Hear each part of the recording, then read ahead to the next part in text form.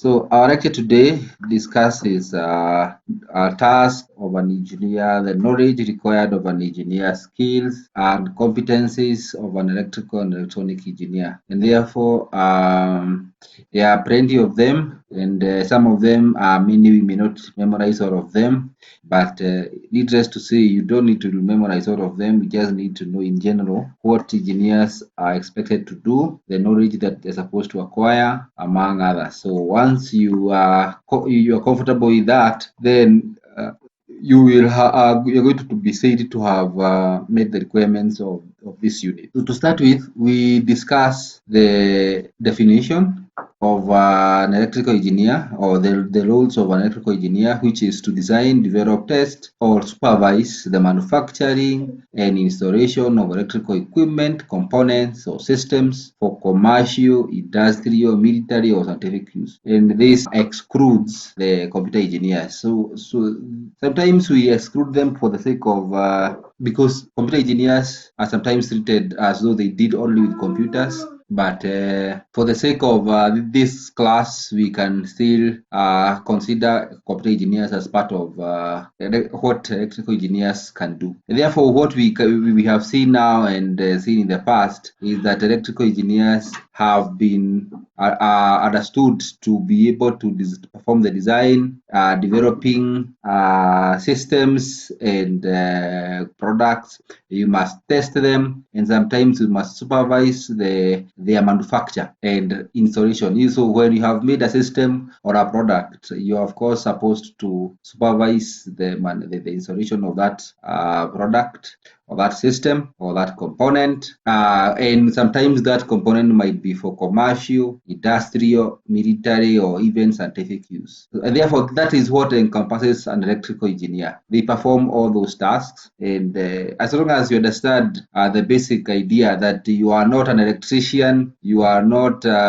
what we call fundi wa stima. If you just understand that is what differentiates electrical engineer from the others, then you are going to be safe, and therefore you are going to understand what will be expected of you. Our next task is to discuss the tasks that most of the times or that are common to electrical engineers and that are required of them as they perform their duties. And this task primarily follows the definition that we have said. So what you'll see is that they design electrical equipment, instruments, facilities, among others, and therefore that follows directly. So the key word here to understand is the designing of electrical. So if it is electrical equipment, installation, facility, among others, then you can confirm that that is the one of the tasks that an electrical engineer performs. So the other one is planning and implementing research methodology, and I think I have said that in the past that electrical engineers participate in developing new products, and therefore they apply the principles of electrical theory to engineering projects. So they are developing new products, improving the existing one. That might be products, might be systems, and therefore what is most important is that task of for you to develop a new product, you don't have to you ordinarily don't do some guesswork. So that involves some research, and therefore that is one of the things that an engineer does: planning and implementing research. The other thing that we say another task that engineer does is to prepare and studies technical drawing. So one of the things is to prepare, and in case they have been prepared by another engineer, then an engineer will be expected to study those technical drawings, then interpret their meaning and their specifications, and therefore that by that studying or by that preparation, that ensures that that the installation or production of electrical components conforms to the standards and customer requirements. So that is very important, that the purposes why the engineer is studying and preparing those documents is so that they are able to confirm that whatever has been made or designed conforms to the electrical and customer requirements. So sometimes if you don't follow some standards, you might find people prepare technical drawings, specifications for electrical systems, and maps for the installation and operation of to conform to standards. The other thing that engineers will do is to develop applications of control, instruments, and systems for new commercial, domestic, or industrial uses. So what we are simply saying here is that engineers will still develop systems for controlling instruments and systems that can again be used for these purposes. So developing means that like probably the design has already been created. I think that is important that we distinguish design and develop. So the design is actually on paper or on a computer system that tells you how a product should be designed. But then developing is now like doing the real implementation. If the design says that you get a resistor, you actually get a resistor, you connect it with a diode, and a diode you connect with. So that kind of implementing the real prototype or the real product is that where we call it the developing. So we are saying that the engineer goes as far as developing that prototype that has been designed for development. So the number 5, the engineer directs operations and coordinates manufacturing, construction, installation, maintenance, and testing activities to ensure compliance with specifications, codes, and customer requirements. So again, there is that aspect of directing and coordinating. So again, the task of design may have been done by an engineer, but then the engineer may work with technologists, technicians, and therefore in that, or probably junior engineers who are in training. So then the engineer will be overall all of this. He's going to be directing them and coordinating them so that they run to follow the customer specifications or customer requirements and the code of that has been set out by the engineering bodies. So that is one of the things that an engineer will do. Number 6, plants layout of electric power generating plants and distribution lines and stations. So again, here now we are going to power systems, whereby the engineer has to come up with a layout of how the power engineering plants and distribution lines are going to be developed. And I think that has been, we have seen that in the past. And what we have done in the past is that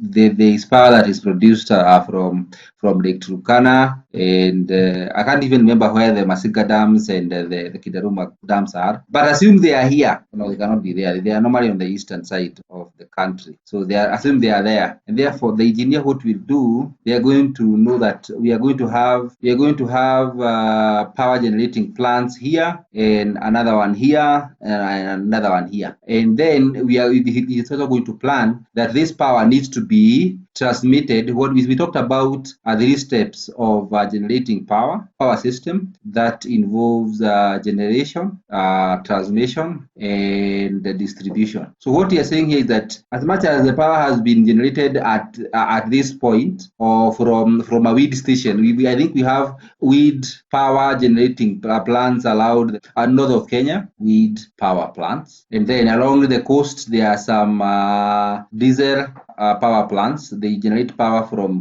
the diesel, and therefore once or these plants for generating power have been designed to be at a location that is convenient for generation. So you'll find for diesel, they are near the coast because diesel is coming from along the sea, and that is why most of them are near the coast. Therefore, the cost of transporting diesel or raw diesel before it has been processed is a bit cheaper on the coast. Then along the Turkwel causes or influences the generating plants like Masiga, Kidaruma, among others, so that they are developed along the river. I can't remember which river that was. Then we are going to find some wind power plants there. So once that power has been generated, the engineer requires to plan how that power is going to be transmitted. At some point, we are going to have one substation. It is the substation that receives the power that has been transmitted all the way along the pylons. I remember we mentioned about the idea of pylons last, where the pylons are the ones that host long-range power transmission lines, so that the pylons are transmitting power to the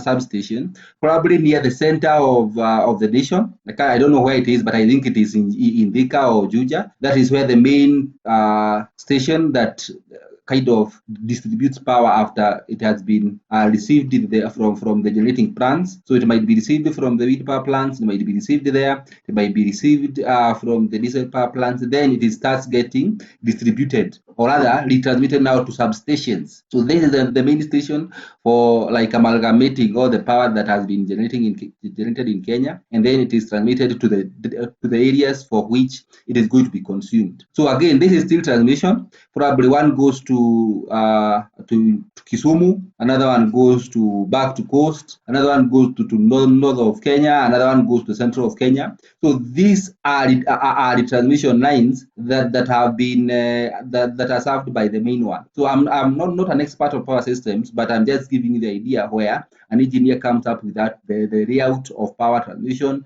generation, and distribution. And once now the power has been transmitted now to the area, then it is distributed to this area using the consumer transformers. So essentially, that is the kind of layout that an engineer does, so that that layout cannot be done by someone else unless it is an engineer who understands the how power gets distributed and transmitted, because there are many challenges involved with that. I'll spend some time discussing that, but I think it is good that you understand the kind of layout that electrical power generating plants require, and that is normally done by an engineer. So we jump now to number 7, where we are saying that an engineer conducts field surveys and studies maps, graphs, diagrams, and other data to identify and correct power system problems. So again, what you might have or what you might have had, I think it is always good to talk about restoration, is that you must have had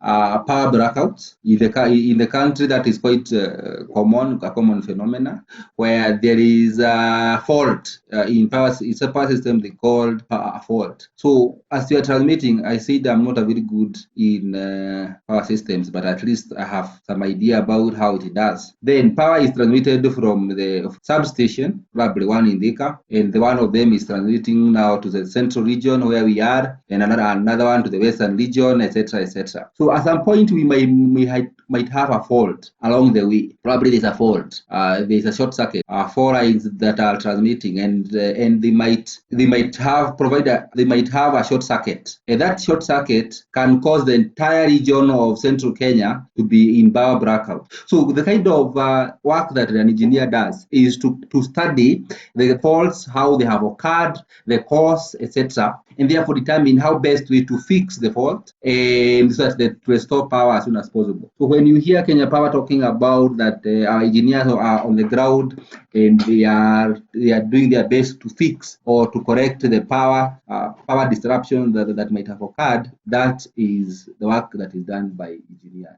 Then talk about number 8, perform detailed calculations to compute and establish manufacturing, construction, and installation standards and efficiency. So again, this is something we have, which is quite common, that most of the times engineers are always doing mathematics calculations to compute the cost of manufacturing a product or constructing a substation or installing one of them, and therefore following the standards is a key area that engineers are able to do. So the specifications are the one that says that for this kind of product it might meet this specification, and therefore most of the times the engineers will do the calculations that are required to meet the specifications and the standards of for the product. So anyway, there are quite a number of tasks that engineers do, but for the sake of not spending too much time there, I think I will now move with some speed just to highlight the other tasks that engineers perform. They actually confer with other engineers and customers and others to discuss the existing or engineering projects and probably to improve them or to make them work as they are supposed to work.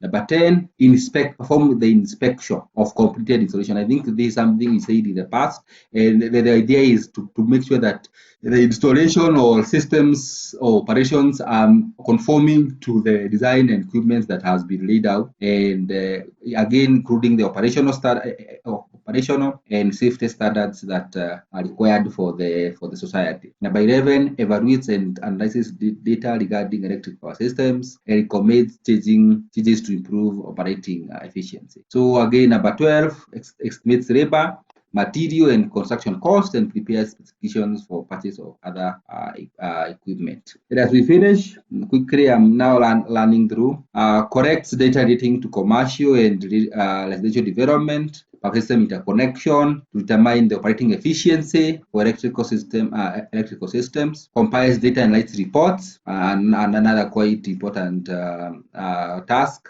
Operates computer-assisted engineering and software to perform engineering tasks. So most of the times, engineers do not work the calculations that you have said or the designs that you have seen. They do not do it by hand.